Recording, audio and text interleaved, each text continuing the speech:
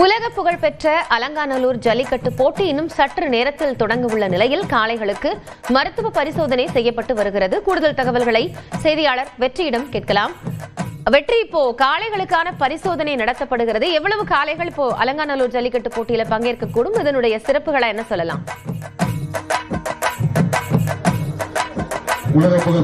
காயத்ரி, இந்த கொண்டாடியே பழகின மதுரைக்காரங்க அதனுடைய உச்சபட்ச ஜல்லிக்கட்டினுடைய உச்சபட்ச கொண்டாட்டத்தை இங்கதான் காட்ட போறாங்க.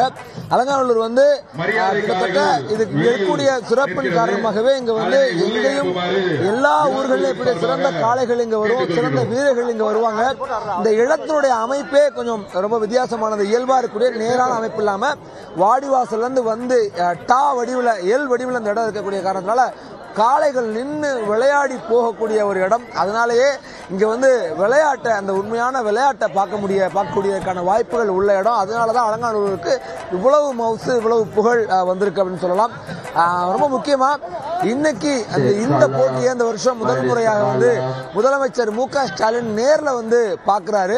காலைல 7 மணிக்கு போட்டியை அமைச்சர் மூர்த்தி துவங்கி வைக்கும் நிலையில 10 மணியில் உள்ள முதலமைச்சர் மு.க. ஸ்டாலின் இங்க இந்த போட்டி நடக்கக்கூடிய இடத்தையும் போட்டி எப்படி நடக்குதுன்றதையும் பார்க்கிறாரு. பார்த்துட்டு அவர் இருக்கும் வரைக்கும் சிறப்பாக விளையாடக்கூடிய காளைகள், காளையினுடைய உரிமையாளர்கள், அப்புறம் வீரர்களுக்கு தங்க நாணயங்கள், தங்க மோதிரங்கள்லாம் பரிசுகளாக கொடுக்க போறாரு.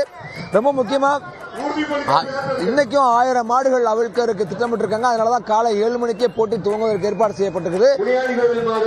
மாலை 6 மணி வரைக்கும் போட்டி நடத்தப்படும். 11 சுற்றுகளாக போட்டிகள் நடத்தப்படுவதற்கான சூழல் இருக்குது. இங்க இந்த இடத்துல காளைகளை பொறுத்த வரைக்கும் அவங்களுக்கான மருத்துவ குழுக்கள் 30 குழுக்கள் பிரிஞ்சு பல்வேறு இடங்களில் பரிசோதனை செய்யறாங்க. மாடுபிடி வீரர்களுக்கும் அதே மாதிரி 100 மருத்துவர்கள், செவிலியர்கள் கொண்ட குழுக்கள் இருக்காங்க, அவங்களும் பரிசோதனை செய்யறாங்க. அது அடிப்படையில் இப்போ வரைக்கும் 2 வீரர்கள் மது அருந்தியாக தகுதி நீக்கம் செய்யப்பட்டிருக்காங்க. ஒவ்வொரு சுற்றுக்கும் 50 வீரர்கள் அனுப்பப்பட போறாங்க.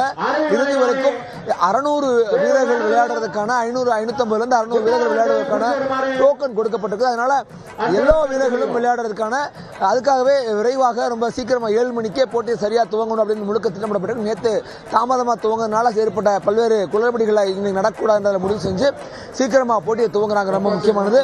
அப்புறம் இங்க முதல் பரிசா டிராக்டர் காளை கொடுக்குறாங்க. முதல் வீரருக்கு கார் தர்றாங்க. இரண்டாவது காளைக்கு ஒரு பைக் தராங்க, 2 பைக் தராங்க. மூன்றாவது காளைக்கு ஸ்கூட்டர் தராங்க. ஆக பரிசுகள் இங்க அள்ளி கொடுக்கறதுக்கான ஏற்பாடு செஞ்சிருக்காங்க. எல்லா காளைகளுக்கும் தங்க காசு கொடுக்கறாங்க.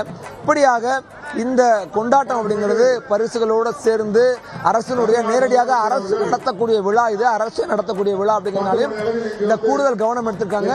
போலீசாரும் முதலமைச்சர் வரனால பலத்த பாதுகாப்பு போட்டிருக்காங்க. வழக்கமாக இருக்கக்கூடியதை விட 2600 மேற்பட்ட போலீசார் முழுக்க பாதுகாப்பு போடப்பட்டு இந்த அலங்காநல்லூர் பகுதி முழுக்க காவல்துறையோட கட்டுப்பாட்டில் இருக்கு. ஆக இப்படி இந்த கொண்டாட்டம் முழுமையாக ஜல்லிக்கட்டு கொண்டாட்டம் முழுமையாக திட்டமிடப்பட்டிருக்குது.